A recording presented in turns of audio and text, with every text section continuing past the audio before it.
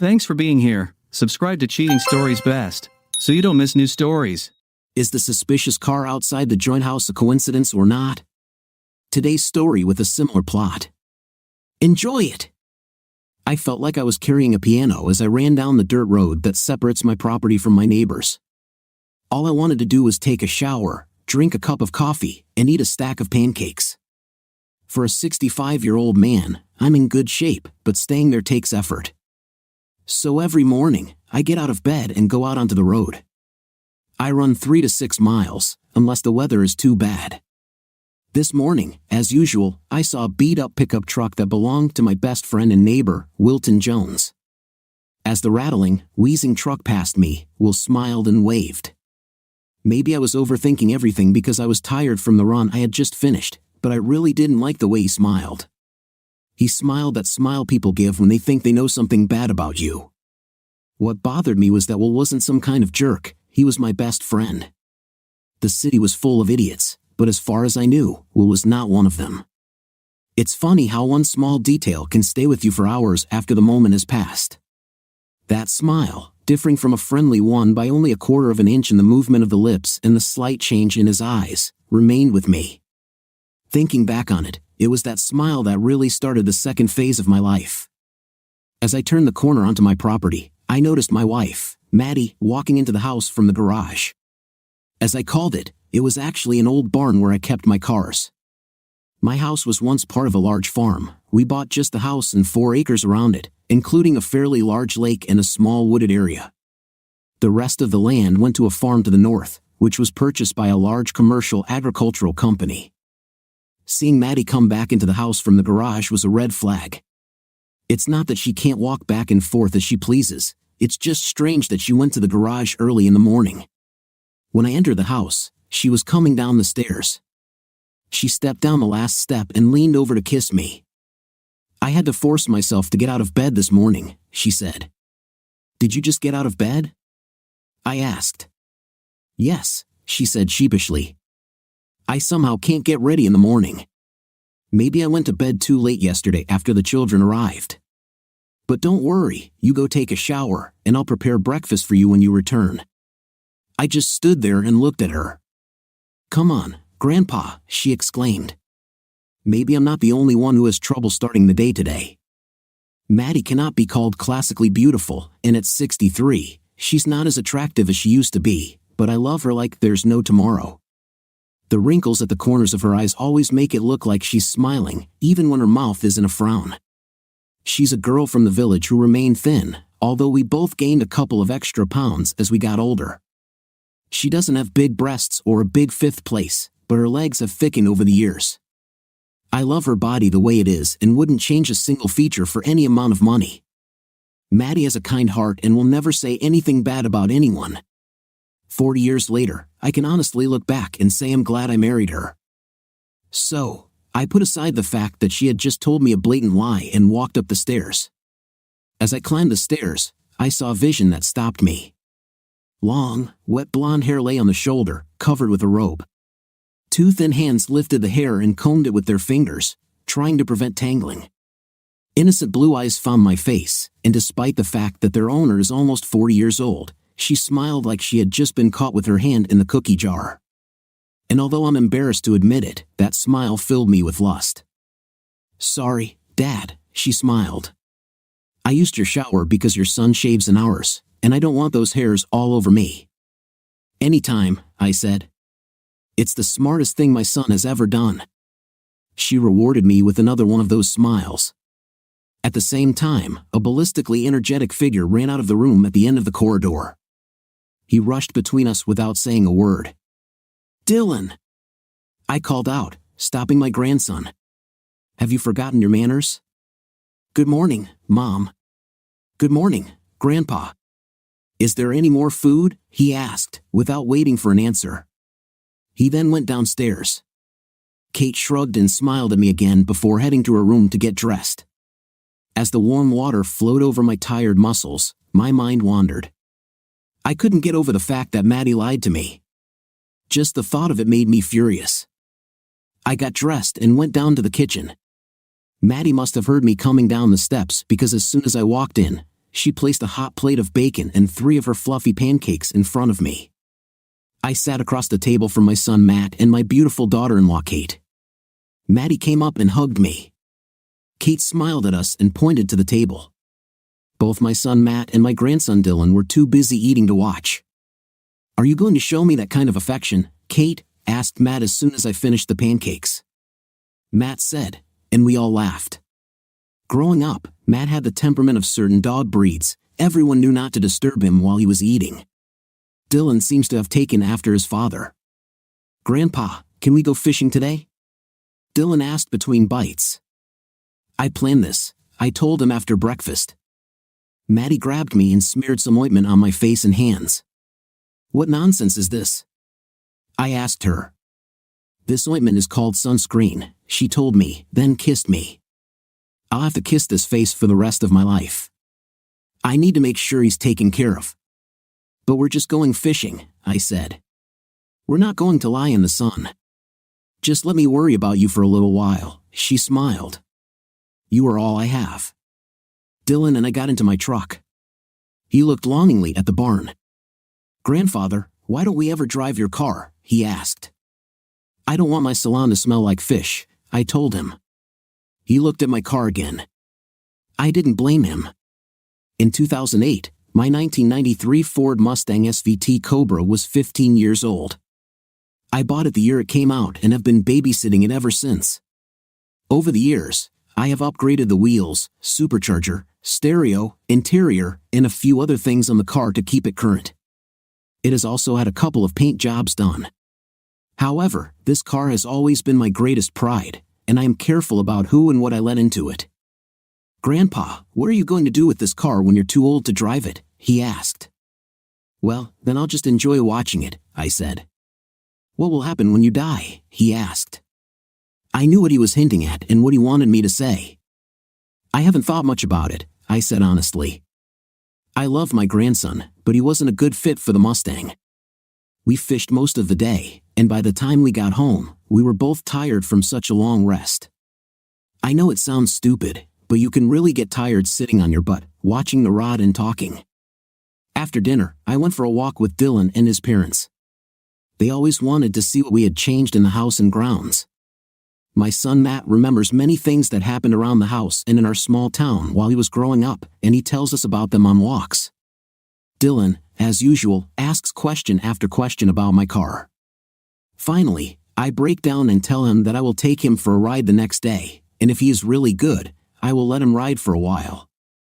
This seems to really help. After the walk, Dylan hurries to his room, and Kate and Matt sit down on the sofa to watch TV. Maddie says goodnight to everyone and then grabs my hand and pulls me upstairs to our room. "Maybe I wanted to stay downstairs and watch TV with the kids," I said. "You mean stay downstairs and watch, Kate, don't you?" she said. "Besides, you know very well that after all these years, I can't sleep without you, and I'm tired. You two will be dragging your old ass out of bed at an ungodly hour in the morning, so you need to sleep too." We changed clothes and went to bed. Maddie came up to me and hugged me. I turned to her and returned the hug. After a few moments, part of me was clearly not ready to sleep. "We'll have to keep this a secret," Maddie said. "Your grandson is in the next room, and your son and daughter-in-law are just below us." There was something about kissing Maddie that turned the rest of the world off. "Sometimes I wish we could have another baby," she said. "Maddie, we took care of the parents," I lied. "We're almost done with the grandparents now. I want to retire and see a little of the world with you in my arms. When we finish the journey, we can sit in our rocking chairs and do great things, just like grandparents. I don't know if I want to travel the world with a man who at least won't pretend I'm pregnant," she pouted. "Okay, I'll take Kate," I said. I rolled over on my side to go to sleep. "Don't make me chase my sister-in-law. She's like the daughter I never had, but I'd gut her like a fish for you, Ken." We hugged together as always, but my mind couldn't stop. Maddie didn't notice it at all. I know how old we are. I know she can't have any more children. I also know how hot she gets when we have a night. I even remember that many women who go through menopause, on some level, begin to want to have more children. This is a normal human reaction. It's like men going bald by dreaming of bobby pins. The strange thing was that I had the feeling that I should have stayed in bed. Missing one run wouldn't make me fat, and it's not like I was preparing for the Olympics or some competition. This morning, for the first time, I seriously thought about just staying in bed. But I didn't. I packed my iPod, headphones, running shoes, shirt, and my favorite pair of Ray-Bans to protect my eyes from the morning sun and left the house the same way I always do. I left the house as quietly as possible. I didn't need to wake up everyone else. There was a slight chill in the air as I stepped out into the gray morning light. It was perfect running weather. For some reason, however, my heart wasn't in it. The first song that came on my iPod was a song I hadn't heard in a long time. It was Fool for Your Loving by Whitesnake. I started running slowly, thinking that I would pick up the pace and start enjoying the run more. As the run went on, it felt like my legs were made of lead. The run was pure agony, and after only half a mile, I turned around. I ran even slower on the way back, beating myself up and calling myself all sorts of names for giving up while running. That's when I noticed the truck. It was definitely Will's truck, but why the hell was it parked on my property? I slowed down until I got closer to the truck, then I noticed that the door to my barn-like garage was ajar. It wasn't completely open, it was open just enough to allow some light into the garage. Why? I wondered, why didn't he just turn on the light? What the hell was he doing in my garage anyway? Will, more than most people, knew that I didn't like anyone approaching my car. Restraining myself from crossing the threshold of the open door, I cautiously peered into the darkness of the garage. For a moment, it was too dark for me to understand what I was seeing. Then it became clear. There was someone doing her thing in my garage. She was awfully close to my car. While she was doing this, it was obvious that she was here of her own free will. They all were, and I knew that my life would never be the same again. For most of my life, I have always been a balanced and reasonable person. I was the one everyone knew as the man who thinks before he fights, who only fights as a last resort. I was the one who could be relied upon to see both sides of an argument and allow hurt feelings to subside. But if you pushed me hard, I had a creepy, violent side. Next to the door, I found a board about a meter long. I knew it would be there because I used it to prop up the wide barn door on windy days. I was always afraid that the wind would slam the door when I was driving the car in or out and damage the body or paint. At the same time, I liked the antique look of the wide horizontal door, and truth be told, I was too frugal to spend on replacing the door with a modern vertical garage door. I picked up a rock and threw it as hard as I could at the windshield of Will's truck. The windshield shattered, and the activity in my garage changed. The three people suddenly gathered their clothes and began to get dressed as quickly as possible. "Do you think it's him?" asked a voice I knew all too well. "I don't know," Will said, "but it sounded like someone had done something to my truck." "I'll see you in a couple of days, Maddie," Will said. "I'm leaving here, but I won't finish." Maddie began plaintively, "It's weird, and I don't want to risk getting caught." By the time Will was almost fully dressed, pants and shoes on, shirt in hand, he headed for the door. I remembered the grin he had given me as he passed me on the road. I wondered how long he had been smiling at me that way, and my anger increased. Will opened the door wide as he walked out, and I swung the 2-meter board as hard as I could. I felt several of his ribs break, and he screamed loudly, loud enough to wake the dead. He fell back into the garage, and I kicked him several times. He made a sound again, but this time it was pain causing him to sound. Maddie rushed between us as I stood over his body, ready to strike again. "Ken, don't," she screamed. "You'll kill him." She held out her hand to stop my strike, and as soon as she touched me, it was as if I had touched something poisonous. I pushed her away from me. She fell back into the pile of hay she had just had a night on. "Don't ever touch me again," I hissed at her. "But, Ken," she said, as if I had hit her.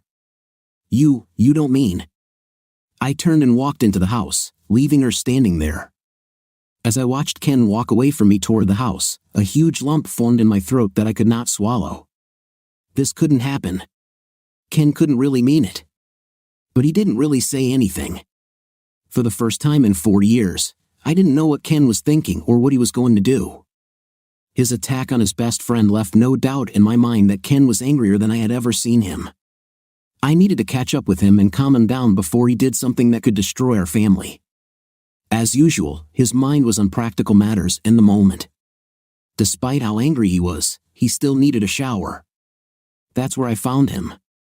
I opened the door and looked at him, like so many times before. His body was surprisingly strong and muscular for a man his age, thanks to his workouts and runs. His muscles were still full, and I loved looking at his body. Suddenly, I realized that I was taking a risk. I pushed this thought out of my head. "What do you want for breakfast, dear?" I asked him, as I did almost every day. "Get away from me," he spat, as if he didn't care who heard. He grabbed the shower door and closed it. "You don't need to be so loud," I said calmly. "And you don't have to close the door. I've seen you without clothes for the last 40 years. There's nothing you have that I haven't seen 1,000 times. You won't see it anymore," he said. Then, with visible effort on his part, he calmed down, took the towel and wrapped it around himself. He opened the door and went out. "What do you want, Melinda?" he asked, in a tone much calmer than his eyes suggested. "I think we need to talk, I said, "but maybe we should wait a little. I think you need time to calm down. I need time to explain everything, and we really don't want to ruin the kids' visit. We only see them once or twice a year, so maybe we should wait until they leave, okay?" "I don't want to talk to you," he said. "I don't want to settle down. I don't care what you say, and lying to children or pretending to be polite in front of them is just another form of lying. Maybe you're so used to lying and hiding things that you don't know what the truth is anymore, but sooner or later the children will know about it. Sooner or later, everyone will know about it." "What are you talking about?" I asked. "The kids will want to know why we broke up," he said suddenly. My heart began to beat faster than it should have, and I felt dizzy. I staggered, then grabbed the wall next to me. Ken didn't even slow down. For the first time in 40 years, I felt like he didn't care about my health or well-being. "I'm sure Chelsea is wondering what happened to Will. I beat him up pretty bad. I might have to go to jail if he decides to sue me. I really hope he tries. I'll tell everyone who asks me what happened and why I beat him. I'm sure Chelsea will kick him out. Their house has been in her family for generations. He'll be on the street before nightfall." "Ken, you'll ruin their marriage," I said. They have kids, and will have to think about his business in a small town like ours. He'll probably lose at least half his clients. He's been your best friend since you were both in high school. Why do you want to ruin his life?" "He destroyed mine first," he snorted. "And while you care so much about other people's children, families, jobs, and feelings, have you ever thought about mine? About my feelings? About our son and his family?" "Ken, I'm sorry if I offended you," I said. "That was never my goal. I love you more than—" "If you say that again, I'll hit you," he snorted. His gaze was absolutely serious. Ken went from completely calm to furious in an instant. His hatred and anger emanated from him in waves. Then I realized how much I had hurt him. I also realized my mistake. For most of my life, I had taken his love for granted and assumed we would always be together. I never imagined that I could lose this love or that he would doubt that I loved him more than anything in the world. The situation was getting worse every second. I needed to do something to calm him down before he went out and ruined many lives in his pain. What I needed to do was bring as much normalcy as possible to give him time to work through his anger. I left the bathroom and went downstairs to start preparing breakfast. It was almost 7 in the morning by then, and Matt and Kate had to get up soon. I wanted to keep them in the dark about everything that happened.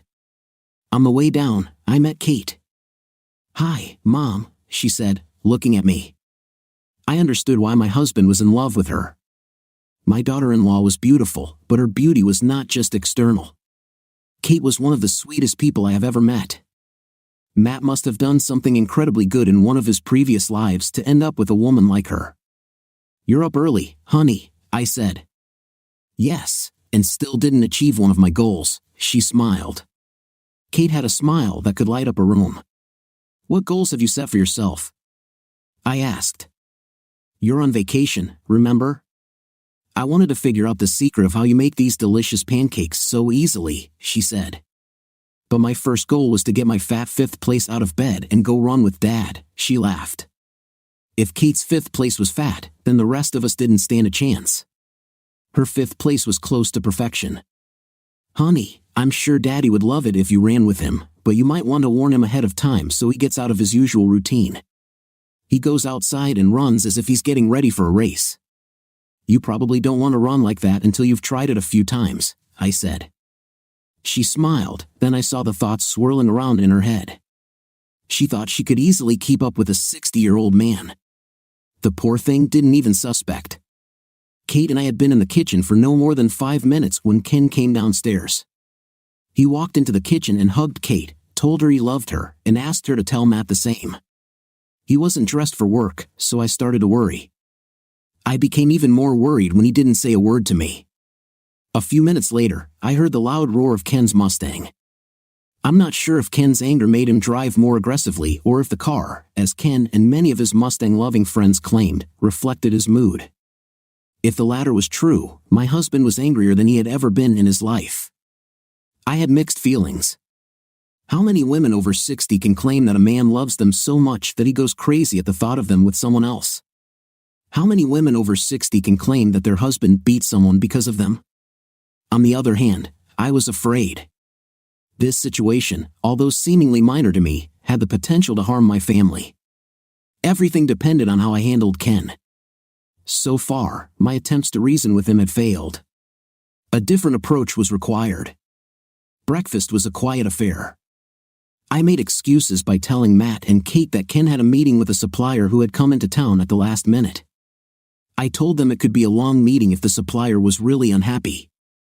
They seemed to believe it, especially Kate. It was funny, Kate had a very sunny personality. How beautiful she was on the outside was nothing compared to her inner beauty. She was a little ray of sunshine. After breakfast, Matt suggested taking Dylan fishing. Dylan reluctantly agreed, and Kate decided to join them. I noticed she had her iPad with her. Surprisingly, they returned after a couple of hours. The day before, Ken and Dylan had been fishing all day. What happened? I asked. Are the fish not biting? Dylan didn't feel like fishing, Matt said. This set the tone for the rest of the day. When dinner time came and I hadn't heard from Ken, I started to panic.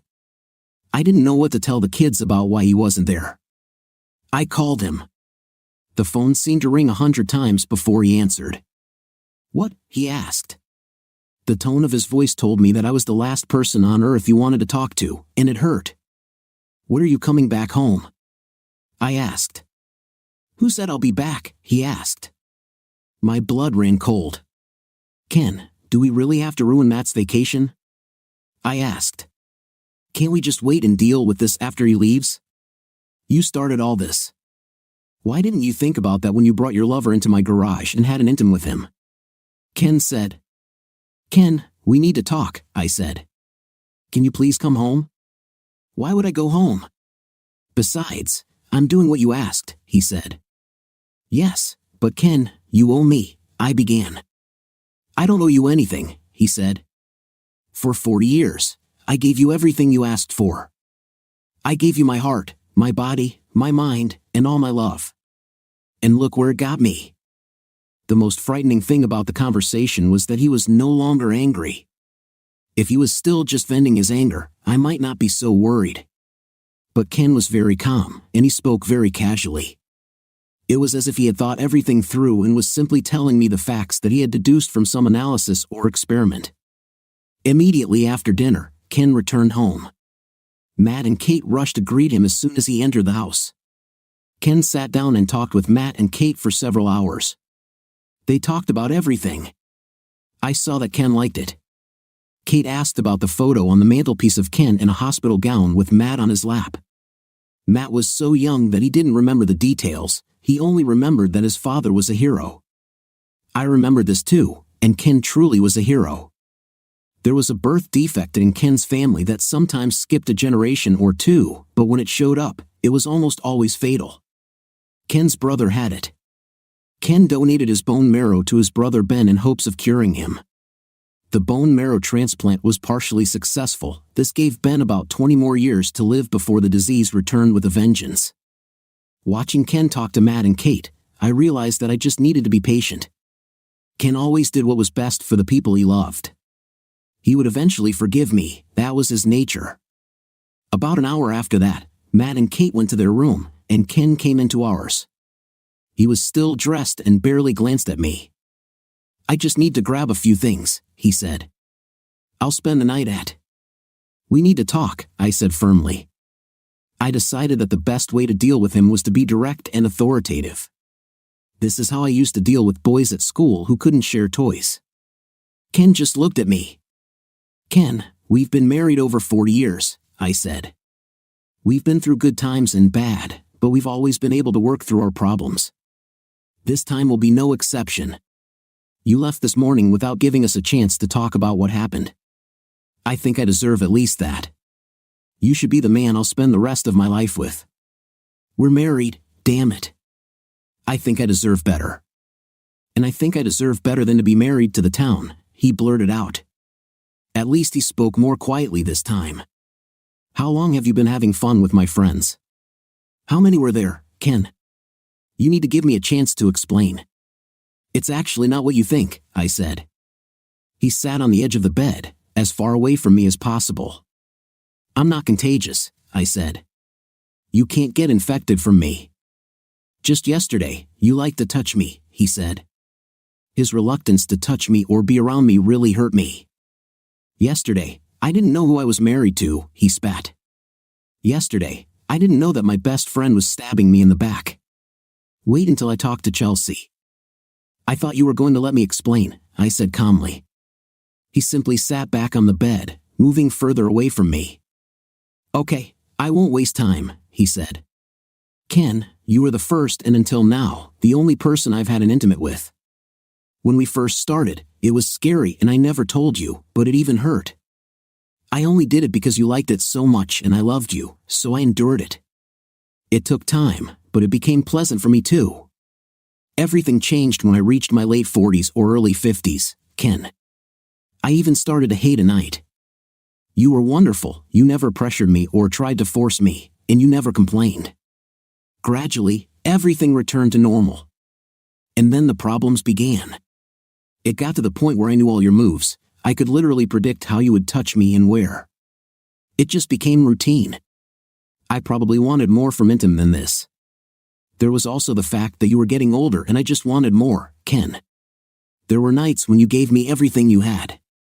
Don't get me wrong, you did a good job, but I wanted more. I started to feel disappointed and didn't know how to tell you about it. I love you more than anything in the world, so I didn't want to hurt you. I just needed more. I met Will and learned that he had the exact opposite situation with Chelsea. She and I are the same age, but we are almost complete opposites. She has no desire to have a night at all. He told me you would be lucky if it happened twice a year. One thing led to another, and here we are. You should know, dear, Will is no better than you, he's just different. I have no feelings for him, he can never replace you, we don't even kiss. I know it sounds corny, but you and I make love, Will and I are having a night. But, Ken, you have to know that none of this has ever been as important to me as our marriage. It's just a phase I'm going through. Like I said, I put up with you needing a lot of intim when I didn't, so I guess you can put up with it now that I need more than you can give. I laid out all my arguments and I could see that he was really thinking about them. So, you never considered telling me you wanted to try something new, right? He said. And you never thought to just tell me that we need to do this more often? I'm in much better physical shape than Will, whatever he could do, I could do better. Maybe it's true, like you said, you just wanted someone else. It was as if he spent the entire conversation sorting himself out. Then he looked at me and smiled. Well, you won't have to put up with boring me anymore, he said. Ken, this is not what I wanted, I said. Because you and I will never have a night again, he continued. No, Ken, you didn't understand me, I said angrily. This isn't what I wanted at all. I'll just stop if that's what you want, he said. No need, I said. I was going to ask Paul to give them to you as soon as they were completely ready, but here, take my copy.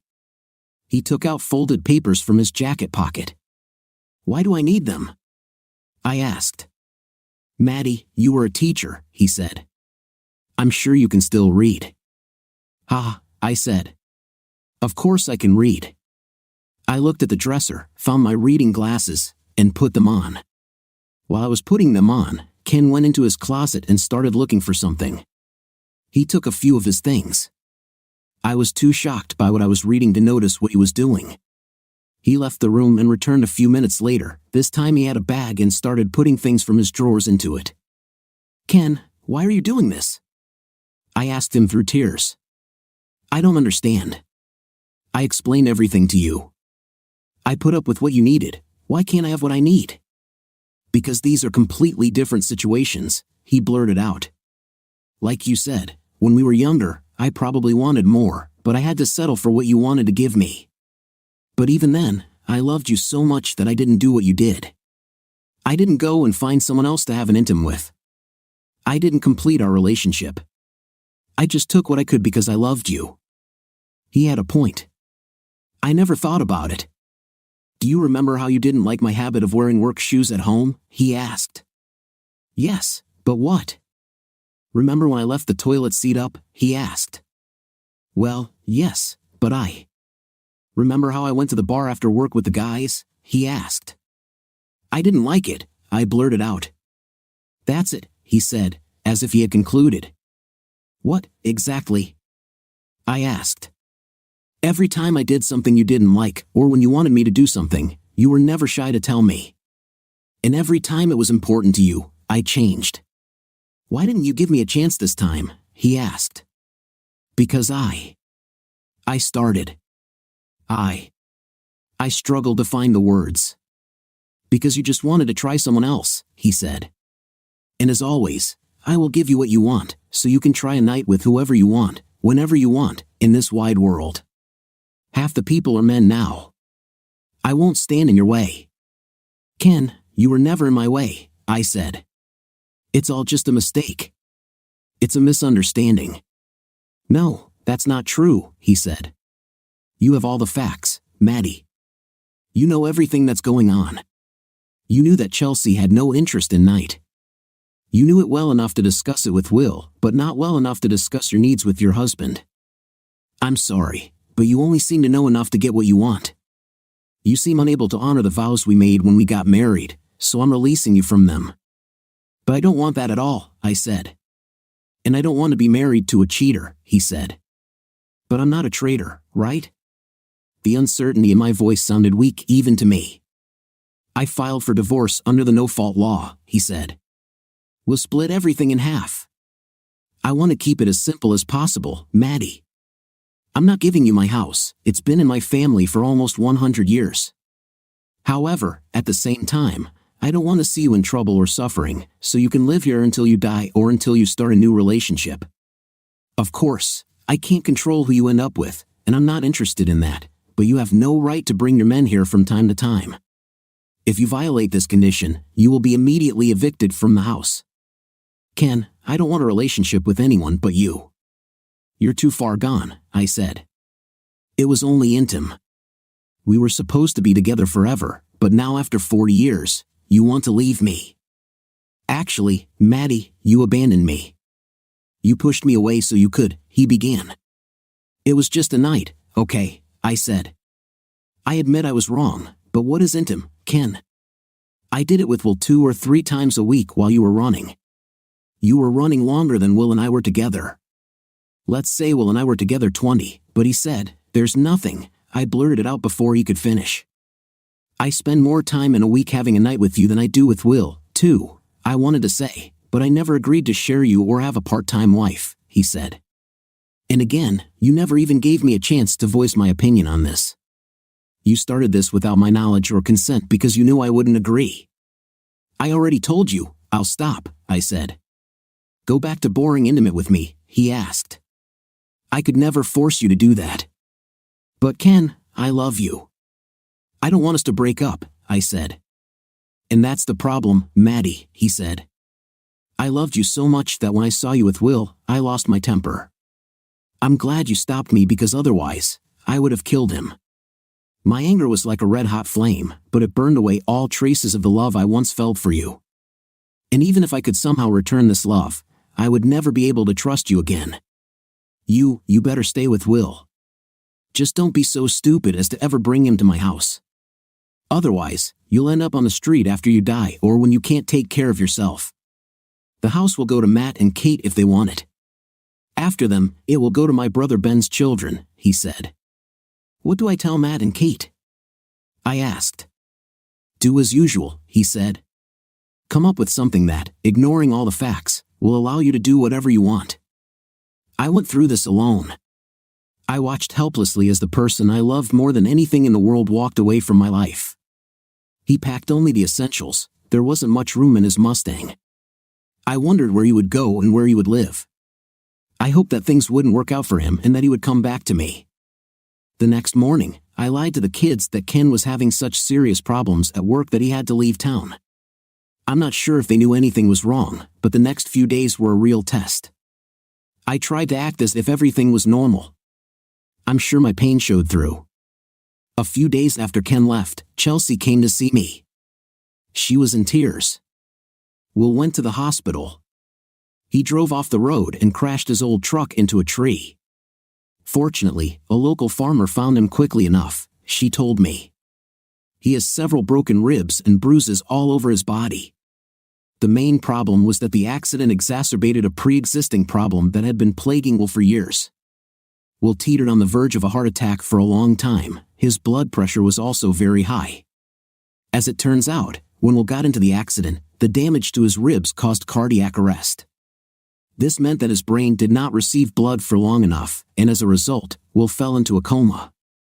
Chelsea arrived home only to change clothes and update Ken on Will's condition. I also told her that Ken went on a business trip. Matt and Kate went home to Chicago. They promised to be back by Christmas, if not sooner. I spent the first few days without Ken in the hospital, supporting Chelsea. I felt guilty about what happened to Will. I also felt bad that I was telling everyone the same lies, but I told everyone that he was on a business trip. Only his lawyer, Paul, knew the truth. Paul couldn't say anything because of attorney-client privilege. Over the next few months, as Will slowly faded away, Chelsea and I became best friends. I tried to be her best friend, mostly out of guilt. I knew that I was the reason her husband was in this situation. Talking to doctors, I learned that they believed Will would still have survived the heart attack, even if Ken had not beaten him. His ribs had healed, and the damage Ken had caused had been forgotten. So at least Ken wouldn't have to feel guilty about sending his best friend to the hospital. When he returned, I knew in my heart that Ken and I would see each other again. When Christmas came, I had to admit to the kids that Ken had left me. I didn't tell them the whole truth about what was happening. I just told them that we were going through something that we needed to work out. Surprisingly, they accepted it. I could see that Matt was upset that Ken left me. Kate, on the other hand, simply said that she was sure Ken had his reasons. This led to them almost having a fight over it sometime after Christmas. Almost a year after Ken left me, Matt and Kate also divorced. I heard from both of them from time to time. Their son Dylan's life continued to go downhill. He dropped out of college, was unable to hold down a job, and seemed to constantly be getting into trouble. Will eventually died, but Chelsea had already found another man whom she met at the hospital. He was paralyzed from the waist down and had no sensation below the waist. She moved in with him, and they were very much in love. I tried to date someone several times, but I couldn't connect with anyone. The truth is, I didn't want anyone but Ken. After I realized that no one wanted me either, I posted ads on several dating sites on the internet, but no one responded to them. I had a night in a few times, but it was with men who were desperate. Not only was the intimate unsatisfactory, but so was their company. My situation was so bad that it made me think about my life and where I had gone wrong. I was a lonely old woman who had ruined her own life. I didn't even want a night anymore. It's funny, but since Ken left me, my desire for intim has simply disappeared. The few times I did it were more out of curiosity than desire. I also realized that even what I did with Will was only good because I had Ken. Without Ken, life would be unbearable for me. When he left, I looked in the mirror and no longer recognized myself. I looked like a pitiful old woman. I always looked and acted much younger than my actual age, but I suddenly discovered that I looked older than I really was. And then everything went completely wrong. I received a call from Matt. I hadn't heard from him for several months. I couldn't get to the phone, but he left a message. His voice sounded terrible, out of breath, and he wanted me to call him back as soon as I could. He said that if I couldn't call him back, I should call Kate. Before I could call back, Kate was already at my door. As I looked at her through the glass kitchen door, I noticed that the face my husband couldn't stop looking at was tense and tired. Her expression radiated pain and sadness. Everything about her told me that the divorce was difficult for her. This seemed strange to me because the decision to separate was mutual. As soon as I opened the door, she rushed into my arms, almost knocking me off my feet. "Kate, honey, I'm an old woman," I said. "You can't slam into me that hard. You might break my fragile old bones." Her look of concern made me regret my attempt at humor. This compassion was another thing Ken always loved about her. "I need you, Kate," I said. "What's happened?" "It's Dylan," she sobbed. The tone and pain in her voice were something only a mother could produce. It conveyed despair, sadness, and hopelessness all in those two words. It made me wonder, what the hell did my grandson do this time? "Mom, Dylan has it," Kate said plaintively. "What's wrong with Dylan?" I asked. I was sure that this was not working. "My baby has the kind of cancer that runs in the family," she sobbed. My blood ran cold. "Mom, what should I do?" she cried. "We'll find the best doctors there are," I said. I reached out my arms to hug her. At that moment, I wished that I could take away some of her pain. However, I only felt this way about Kate. "Mom, can you contact Dad for us?" she asked. Matt told me that Dad saved his brother by getting a bone marrow transplant.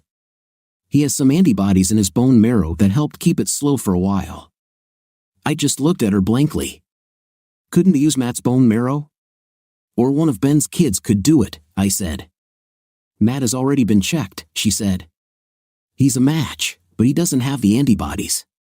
I'm double negative. I don't have the DNA or the antibodies, and Ben's kids have both daughters. Turns out, this thing only happens in men." By the time she told me about Dylan's condition and what they had done so far, Matt had arrived.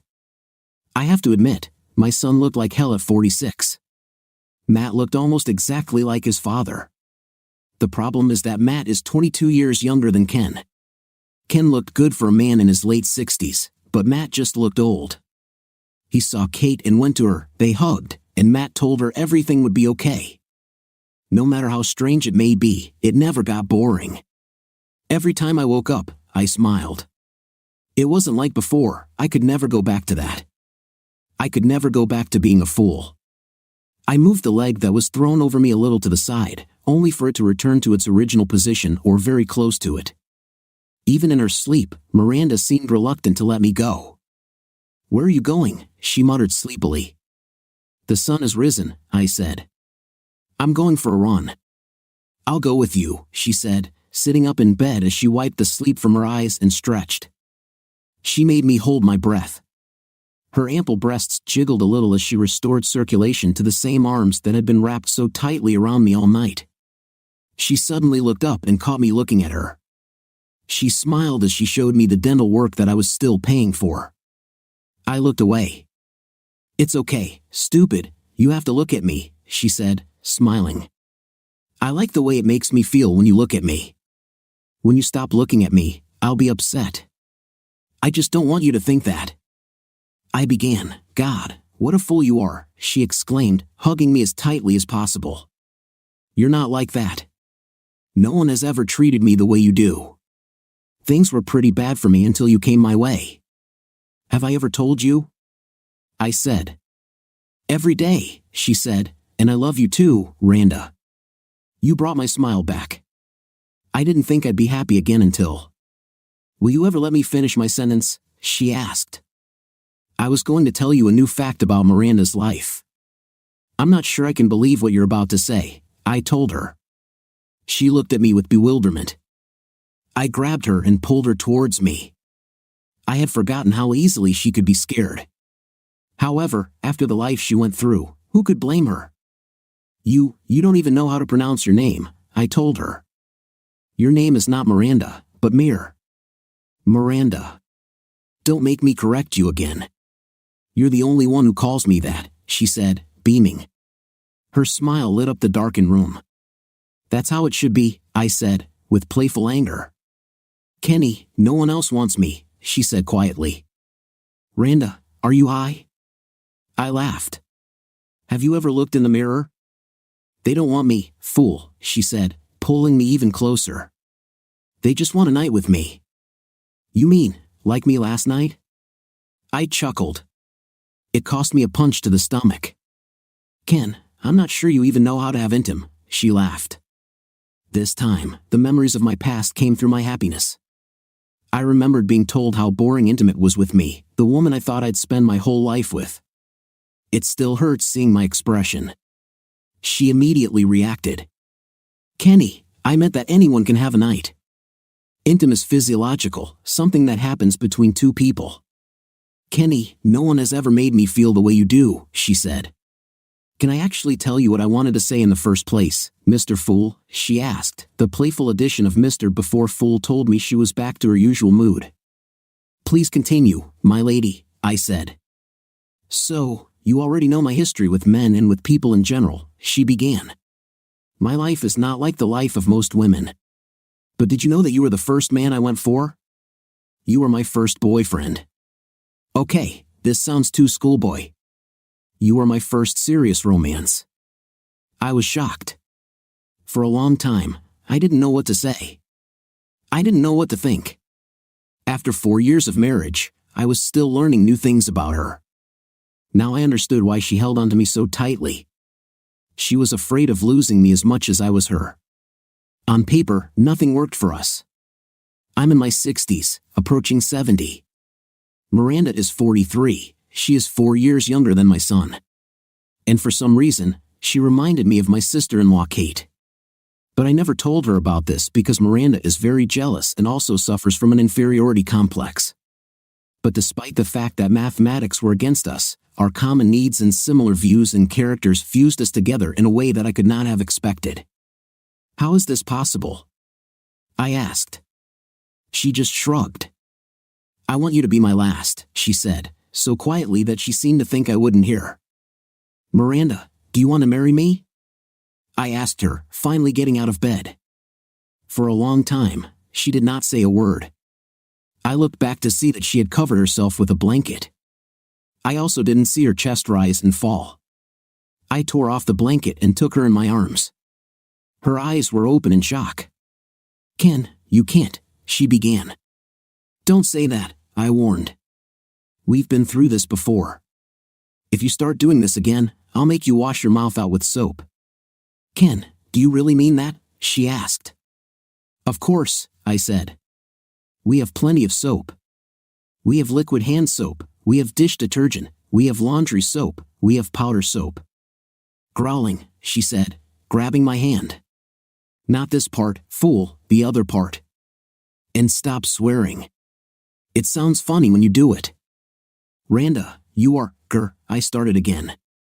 She quickly put her hand over my mouth to silence me. Were you going to ask again? She asked excitedly. I nodded. Well, don't.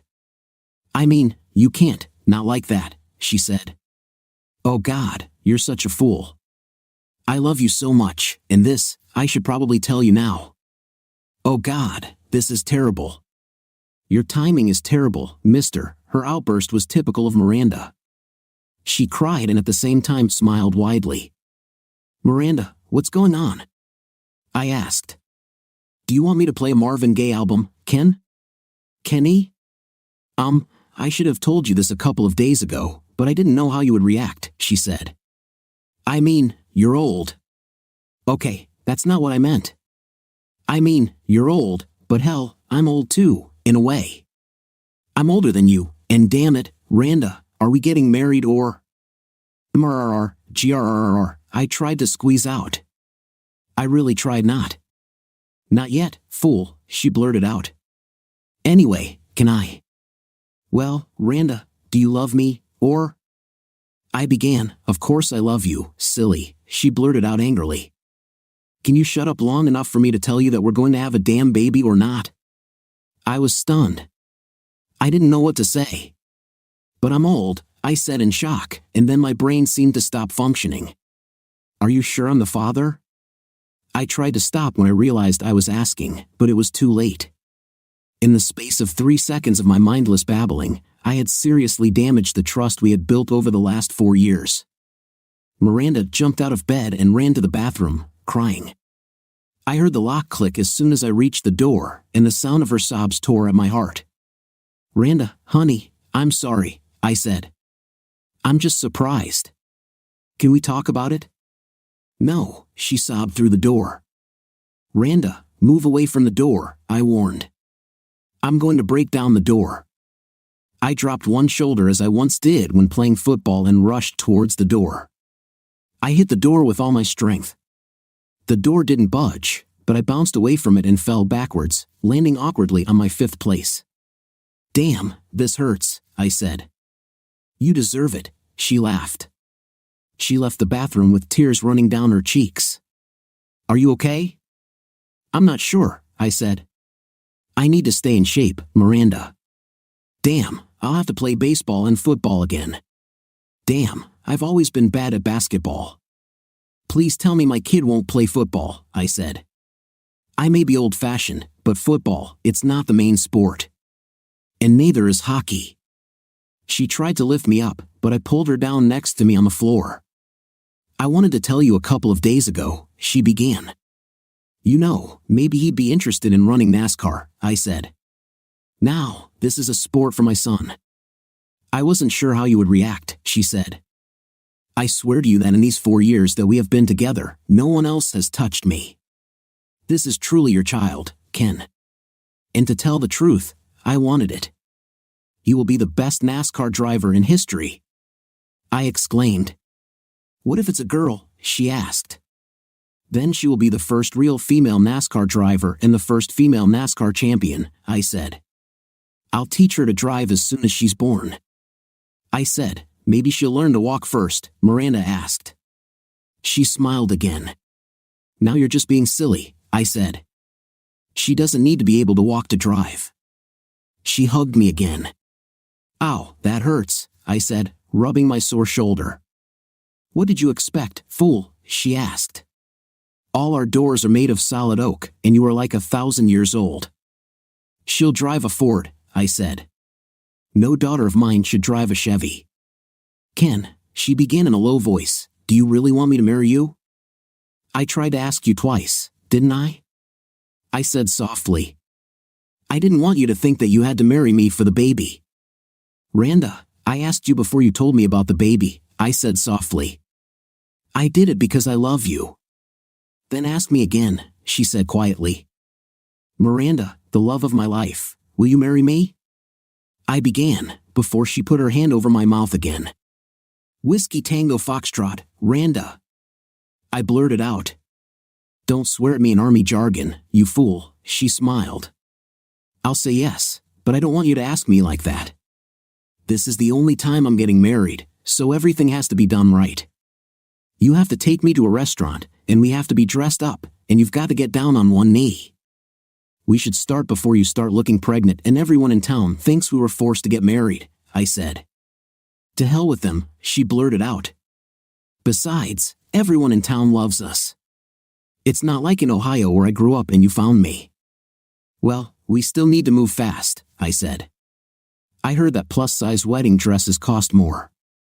And before I could finish, a couch pillow hit me in the head.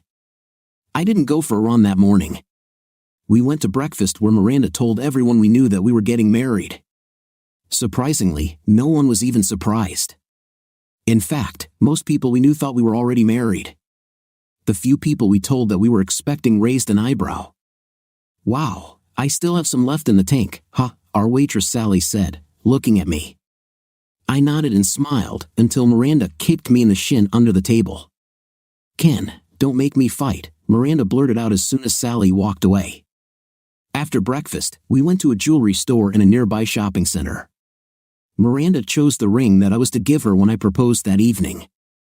She also made a reservation at a restaurant where I was supposed to propose to her. She also chose the seat in the restaurant where she wanted to sit.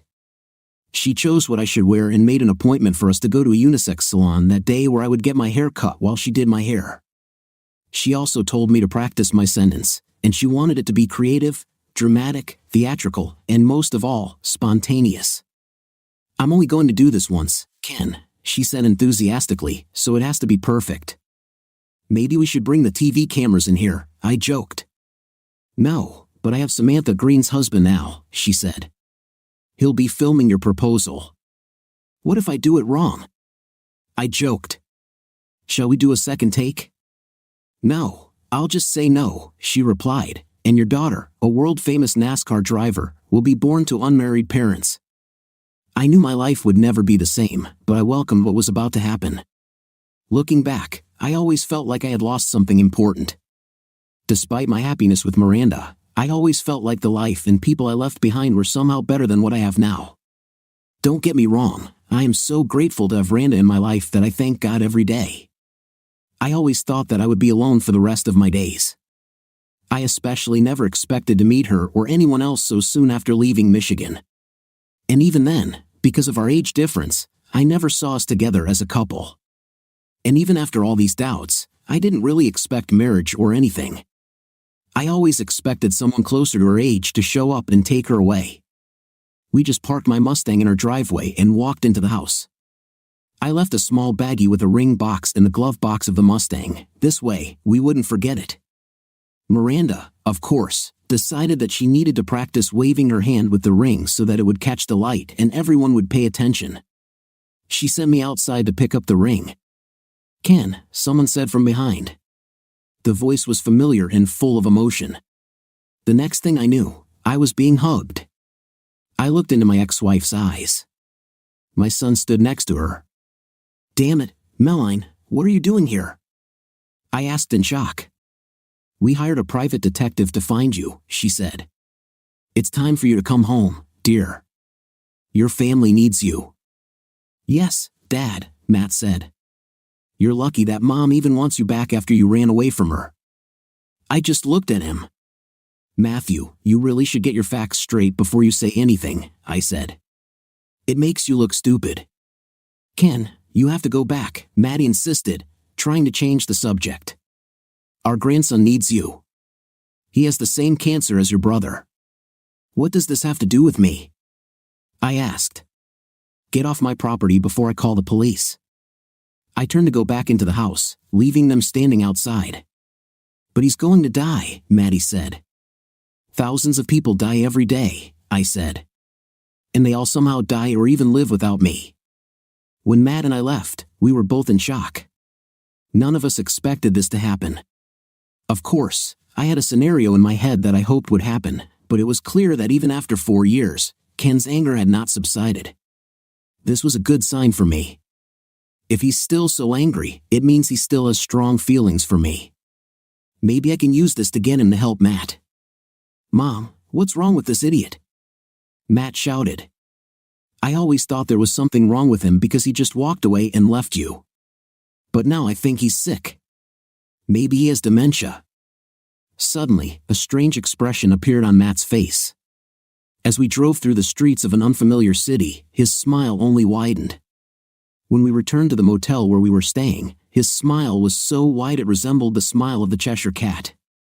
Kate was sitting in the same chair where she had been sitting when we left half an hour ago. She was still trying to contact the oncologist at the hospital where Ken's brother Ben was being treated. This doctor was already retired, several of his students and colleagues were still practicing, but it was the original doctor that Kate wanted. She literally called this specialist and every other reputable oncologist and clinic she could find hundreds of times a day. Her persistence was amazing. As soon as she saw us, she hung up and greeted us with the same smile that made doctors, nurses, and medical technicians of all stripes bend to her will. "When will Daddy arrive?" she asked. Matt's smile disappeared instantly. "That's why we got divorced," he snapped. "No, that's not why," she replied. "So when is he coming? Or is he just going to get on a plane and meet us in Michigan?" "He kind of got mad as soon as he saw us," Matt said. He's not coming, I said. We'll have to figure something out. But I have an idea, Kate said. I'm listening, I replied. I think he's sick, Matt said. I'll call the police and have him arrested for mental incompetence, Kate continued. Then we'll put him into protective custody. As his family, we'll make all of his medical decisions, so he'll have to donate bone marrow, whether he wants to or not. You two can share a room in the madhouse.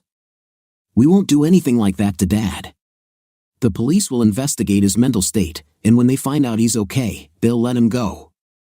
You'll be charged with filing a false report, and Dad will be even angrier at us. What did you do to make him so angry? Kate asked. See what I'm talking about? Matt asked. You know what she said when he first walked out and left you, Mom? She said she was sure he had his reasons. She acted like it was your fault. I didn't say anything, and Kate asked again, what did you do, Matt? Did you openly hostile? She asked. Did you ask him politely, or did you come over screaming and yelling like you always do? Actually, that's what Mom said all the time, Matt said. He got really angry when he saw her. I was just protecting my mom. Let's look at this logically, Kate said. If Dad did something bad, he would be glad that Mom came and forgave him. He will try his best to come back. I had to interrupt before my sister-in-law ruined everything. This is how we have to do it, I said. We already have the answer here. What? Matt and Kate asked at the same time. We'll just send Kate, I said. First of all, she can charm the paint off a moving car. Second of all, your dad always loved her. He always told me she was the best and brightest thing you've ever done. Was my own damn father in love with my wife? Matt shouted. Of course not, Matt, don't be stupid. Your father just loved her like a daughter. He thought she was the most beautiful woman in the world. You know, everyone has secret crushes. Most often, it's some movie star or singer. In your father's case, it was Kate. But he never did or said anything. He loved me more than anything, so maybe Kate can succeed where we failed. He never managed to say no to her. Okay, give me the keys. I'll go to Dad, Kate said.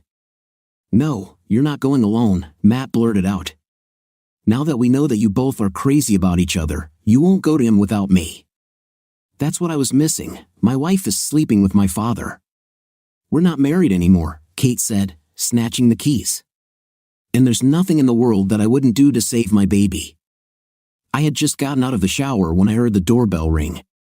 A few seconds later, I heard Randa go to open the door. The sound of her steps told me that she walked towards the door wearing only one shoe. I heard the door open, and then there was silence. This silence was deafening, so I threw on my robe and went into the living room. When I got there, I saw Miranda standing, looking at my daughter-in-law.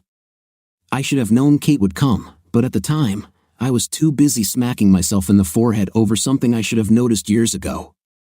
Miranda, the mother of my future second child and my future bride, was exactly like Kate.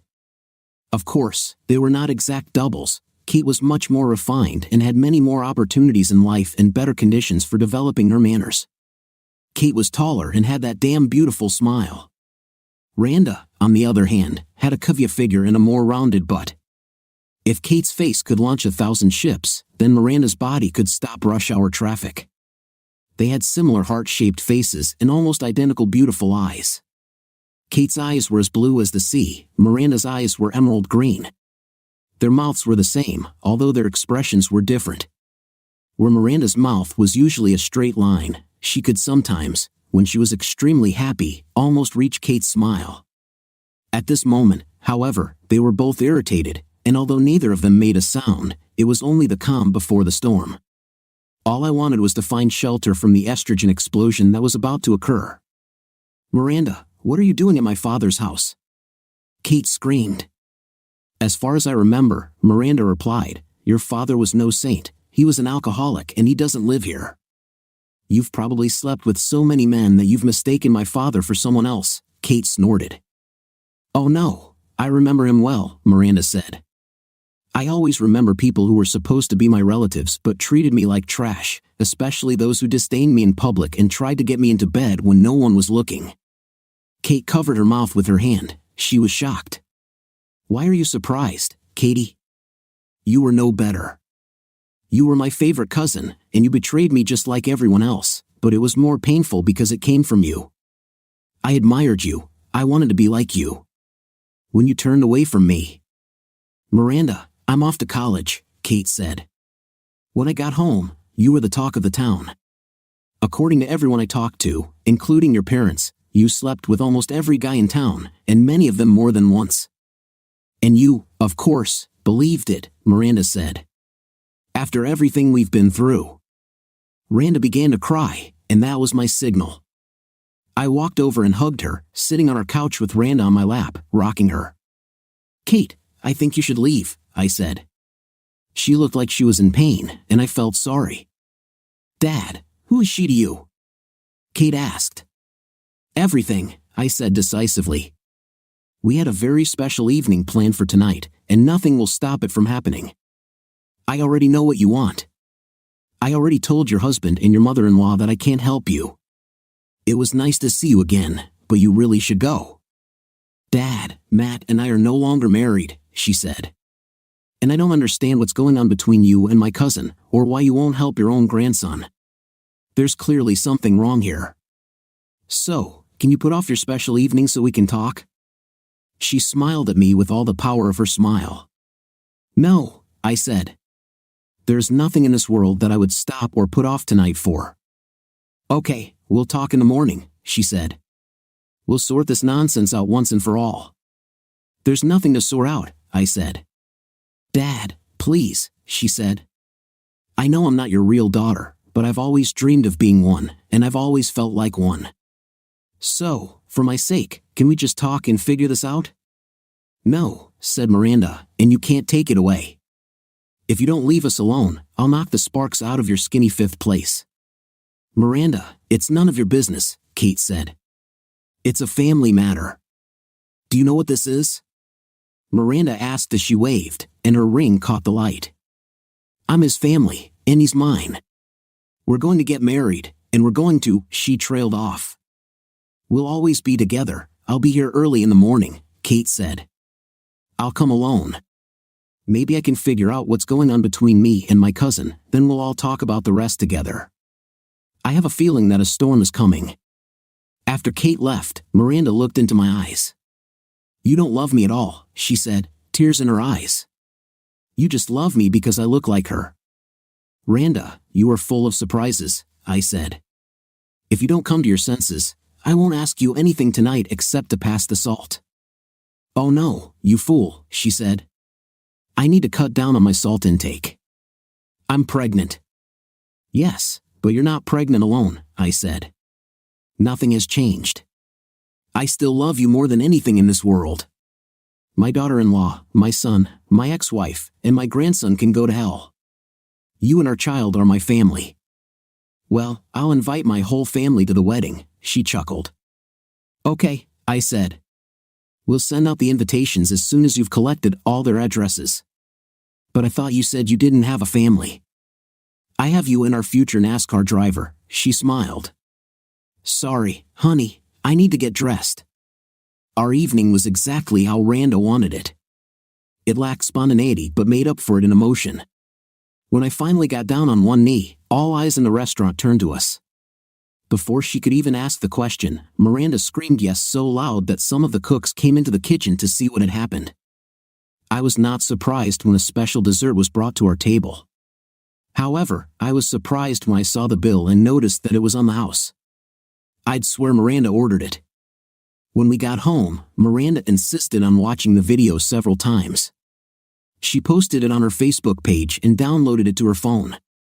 After the third viewing, I was tired and ready to go to bed, but Miranda had other plans. We went to bed but didn't sleep. That evening, it was just married intim. Miranda laid down and pulled me towards her. Our kisses were like fire, they got hotter and hotter. I don't remember anything as intense as our merger that evening.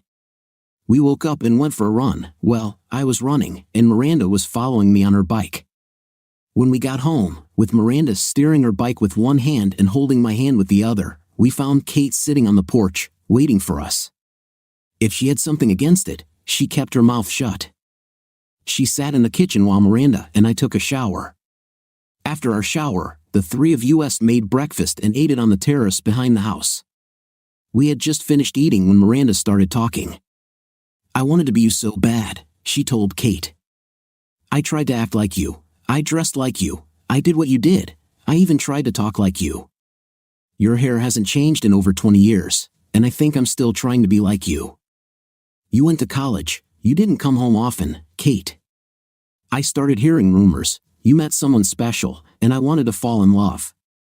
At 18, I was the complete opposite. My mother was a religious fanatic, and so was my father. You were an alcoholic at 18 due to my mother's strict rules about what was appropriate and what was not for a young girl. I had never been kissed.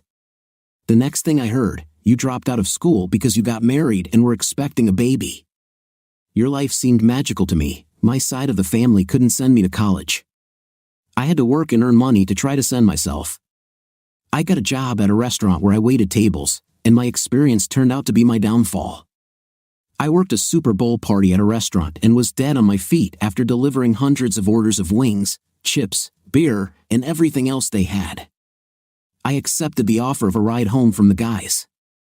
They offered me beer. I was tired and thirsty, so I took it. I've never drunk beer before. I didn't know what it was supposed to taste like. That's why I didn't notice what they mixed in there to this day. I don't remember anything that happened. I saw the video they presented to the court. I told my mother what happened, and we called the police. I only remembered the two guys I left the restaurant with, but it turned out that there were more of them. After that, no one wanted anything to do with me, at least not in public. People I called friends left me, as did most of my family. My mother started punishing me for everything. I couldn't do anything right. She also started suggesting that I look for other housing. I was fired from a restaurant because my presence allegedly scared off customers. I went from job to job and ended up as a bartender. I was lonely and an easy target. I fell in love with the first guy with good talk. I really thought that, like you, I had found my prince on a white horse. Everyone in the city except me knew that the prince on the white horse was married and had children. My reputation has taken another step down over the next few years. I went from one bad relationship to another. I started drinking to escape the pain I was feeling. I was always alone. The only time I wasn't alone was when I was with a man. It was some kind of ominous circle from which I could not get out. One day, I heard a voice from somewhere in the bar, "Leave her alone, guys." She said no. My savior didn't look like he stood a chance. He was at least 20 years older than all the other guys and smaller than them, but he had the advantage of being sober. He pushed his way towards me. I don't think he would have squeezed through the crowd, but many, sensing there would be a fight, let him through. "Mister, this is the town," one of the guys said. She still said no. Kenny told him. "What's wrong? You can't find a woman who will agree." He really pissed them off. The largest of them gathered his strength. Apparently, he thought he would just push Ken aside and take me. I was sure this would happen, but Ken grabbed one of the wooden chairs at the bar tables. He swung the chair so hard that he broke it on the guy's neck and shoulder. The guy fell as if he had been hit with an axe. The fact that he was drunk out of his mind may have made it easier, but he was the biggest one, and he fell unconscious. His friends stepped back and looked at each other. They were even more angry. I was sure they were going to attack him altogether, but before they could move, we heard 3 shots. I looked up and saw that the police had arrived. One of the officers fired into the ceiling, but in any case, his stupid theatrical TV show gesture stunned everyone and froze them in place. "Miranda, stop it. We've been putting up with your nonsense for longer than I've been alive. I want you to leave town. There's no place for people like you," the cop said.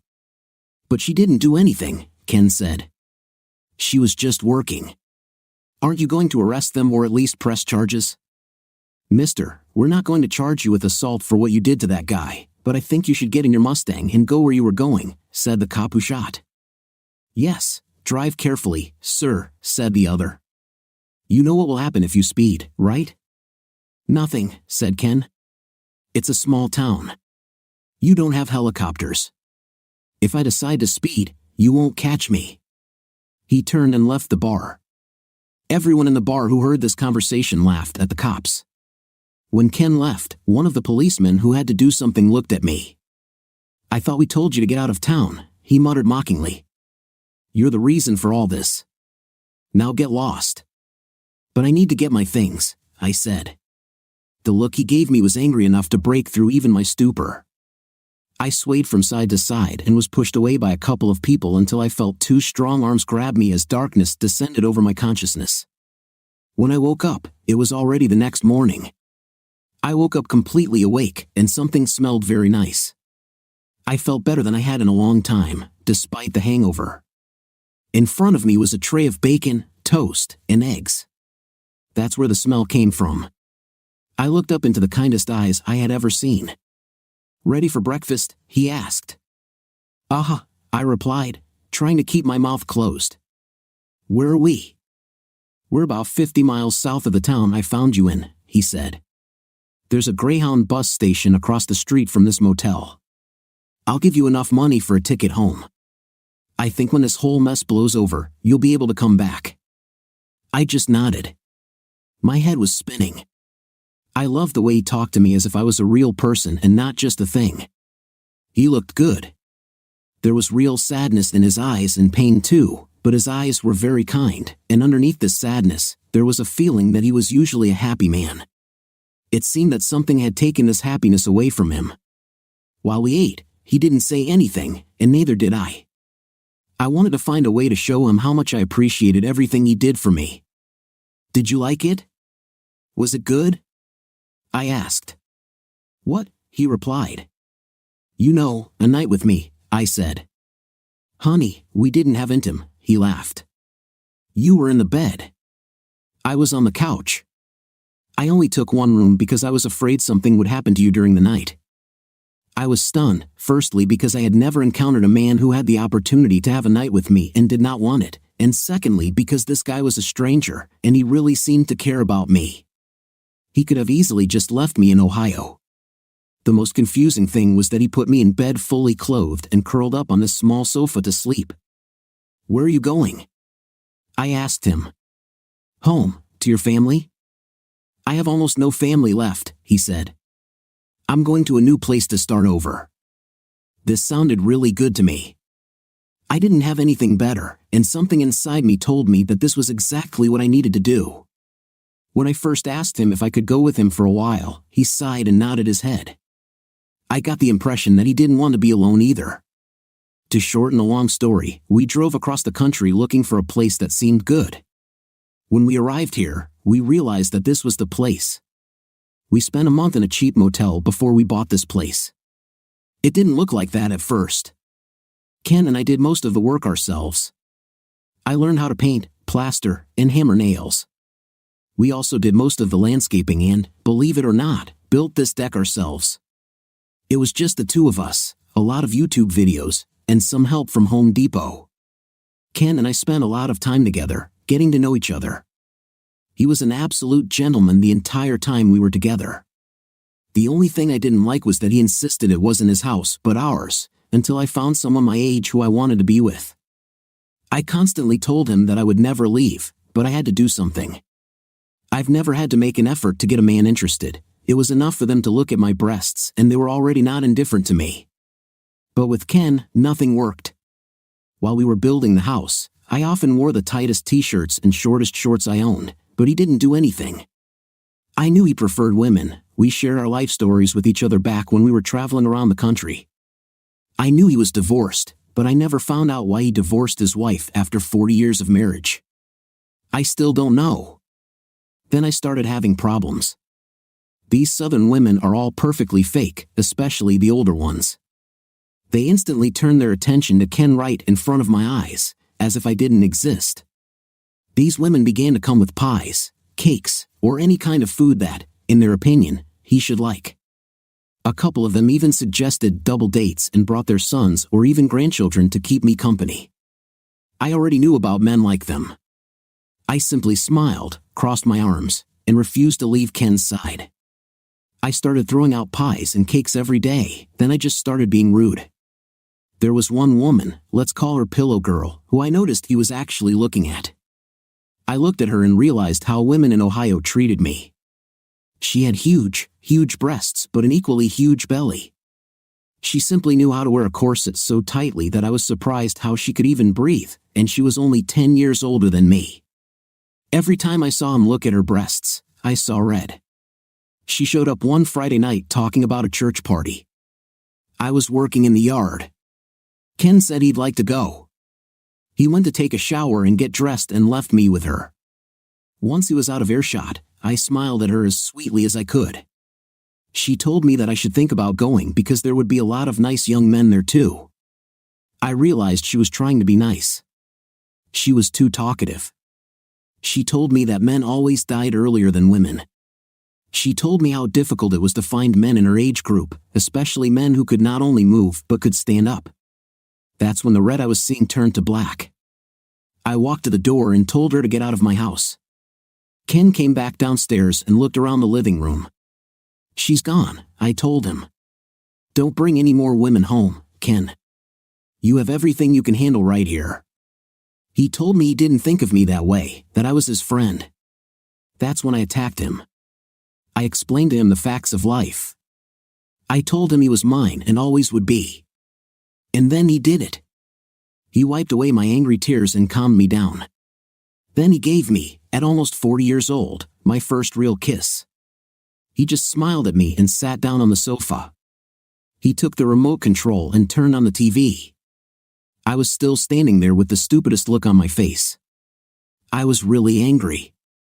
Then I walked over and collapsed next to him on the sofa so hard that I almost broke it. He hugged me and looked into my eyes. Randa, I'm afraid, he told me.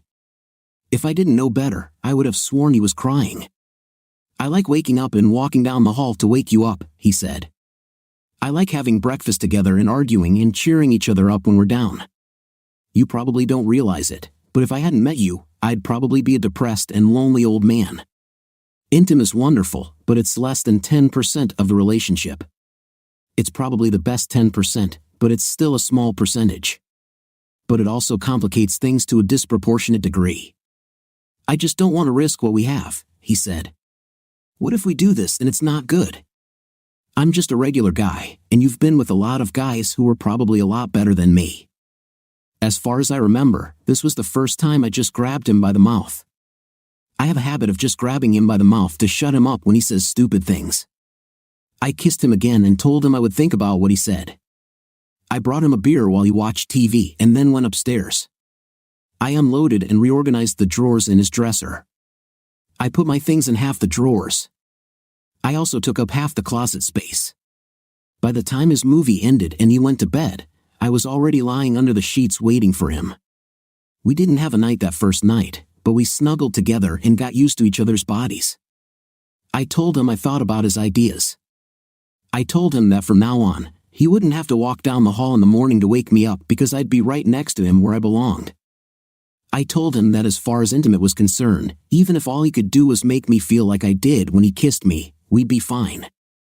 I also gave him a warning. I said we could wait as long as it took for him to feel comfortable enough to have a night, but if he brought more old ladies home, it would be bad. This was our first year together. The last 3 went even better. We had no problems until you showed up at our door. She told Kate, so you are his daughter-in-law or were, and you are my cousin or were. None of this matters, Kate. We both left the past behind. We weren't happy in the past, and we're not going to start looking back now. We have a bright future ahead of us, so thank you for coming this far, but whatever you're selling, we're not buying. Miranda, I didn't know about all this, Kate said. Honestly, I think we just lost touch. It's probably my fault. I was young and in love. Next thing I knew, I had a husband, a child, and a new family. You're also right that our family in Ohio was problematic.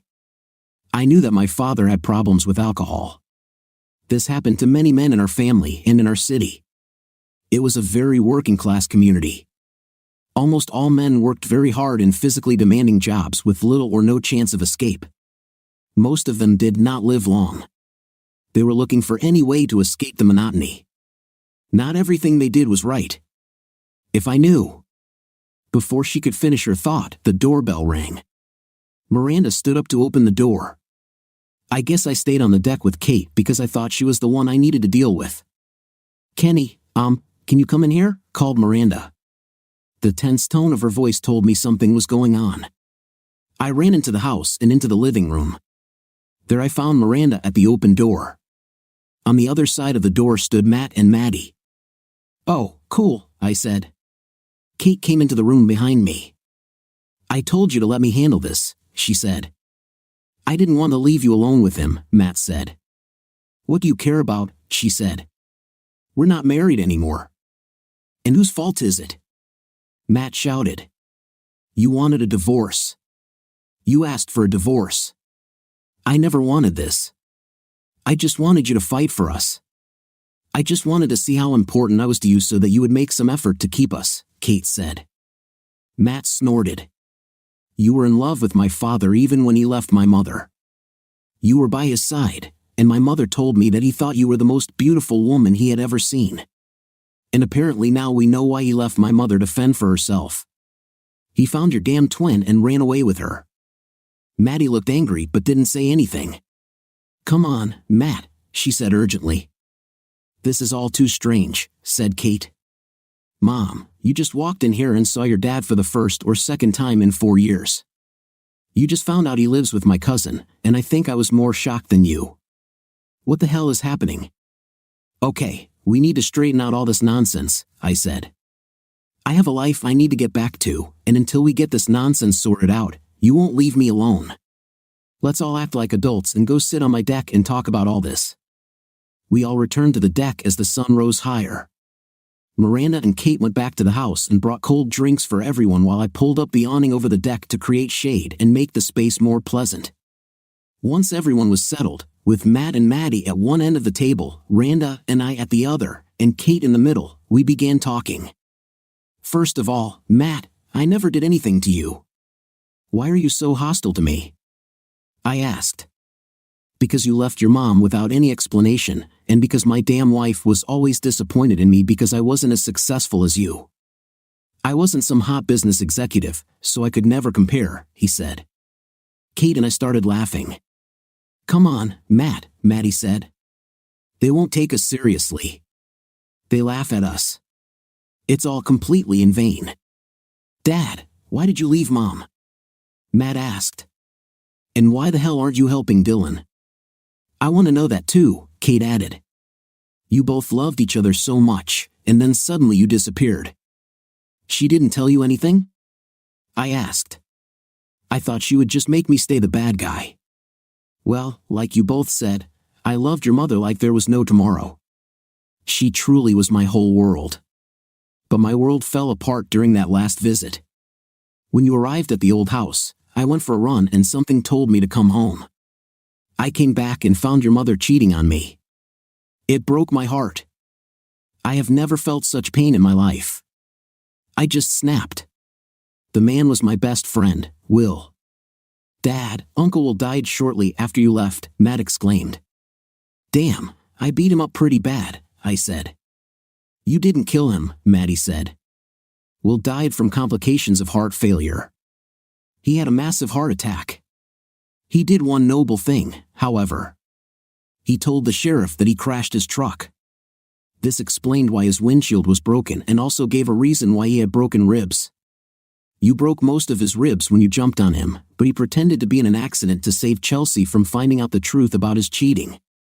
He probably did it to save himself too because Chelsea would have had his breakfast. Why didn't you just try to fix things, Dad? Matt asked. I understand your anger, but why not at least talk to your mom and tell her why? I said. I didn't run away, it never happened. I went to a lawyer, I filed for divorce, and I offered your mother a very generous settlement. I even let her stay in the house. It will go to you when she can no longer live there, and then to my brother Ben's children. They looked at each other. I even had a final conversation with your mother before I left, I continued. She explained to me the reasons for her actions. She left me no choice but to leave. I don't understand, said Kate. Why would she cheat on you? She must have been crazy. She told me I was boring in bed, I said. Miranda laughed. I never said that. Maddie cried. I just said that we'd done this so many times that I knew all your moves, and it's not my fault. I was just always horny and wanted to try everything that came to mind. I didn't find out until you left that I had a medical problem. My hormones were going crazy. But it was easier for you to cheat on me than to tell me what was going on with you, right? I asked. Just like it was easier for you to let the children think that I ran away from you instead of telling them the truth. Ken, I love you so much. What the hell was I supposed to do? My life and my marriage were ruined over nothing. It was just a night, and after 40 years together, you should have been ready. I'm cured now. I haven't been with a man in years. I want you to come home. I don't care if you help Dylan or not, I just want my marriage back, Maddie whined. He's home, Grandma, Miranda said angrily. You had your chance, and you blew it.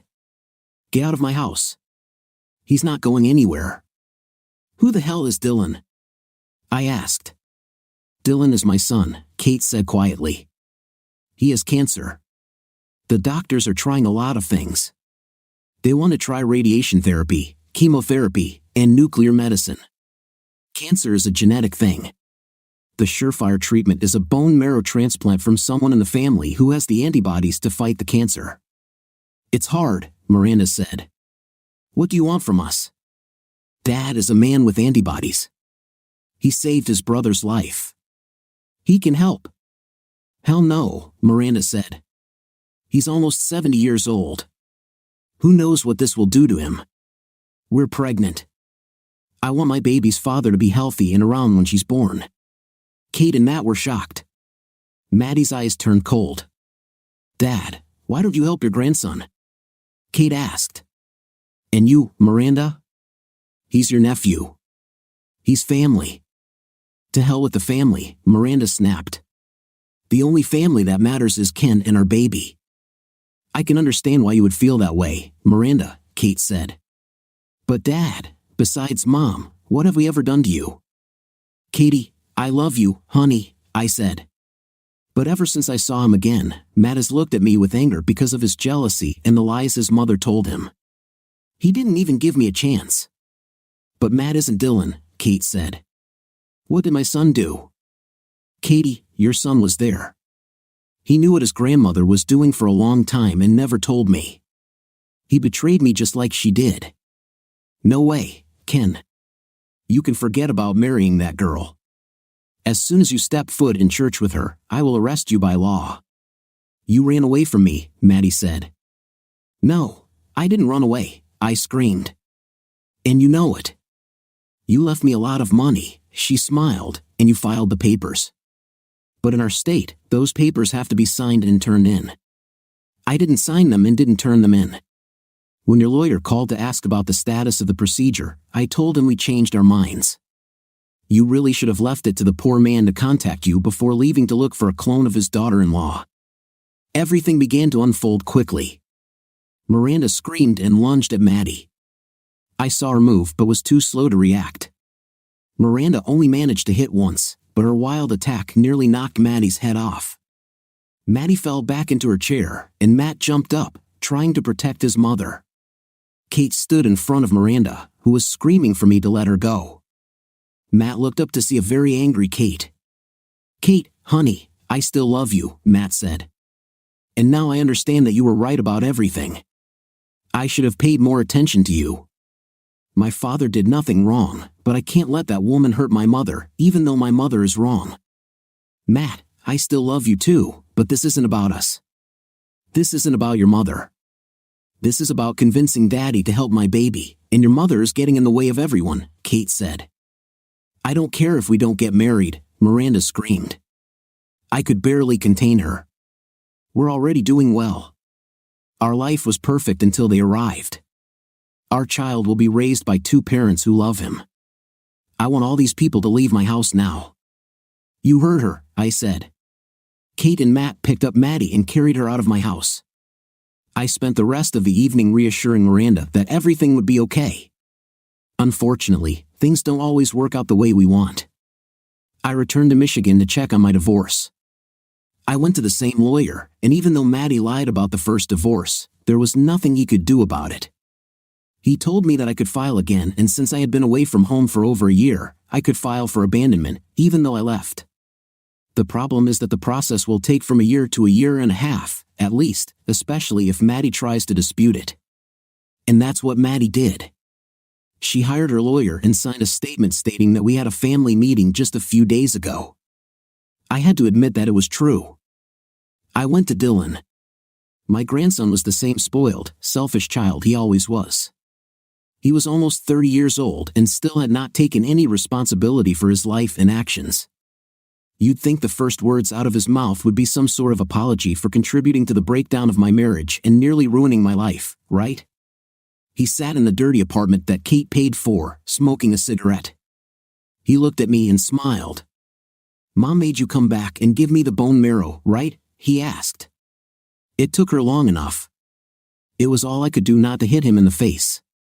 I didn't do it, but I also couldn't risk my life for him. Kate and Matt got back together. They both urged me to help Dylan.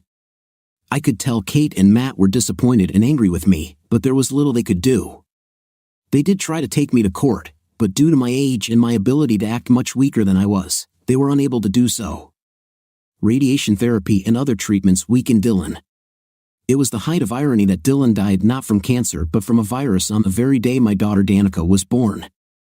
Dylan's immune system was so weakened by all the treatments that he was unable to fight off the virus. Maddie, of course, tried several times to leave me alone, but that did not happen. Miranda never left my side.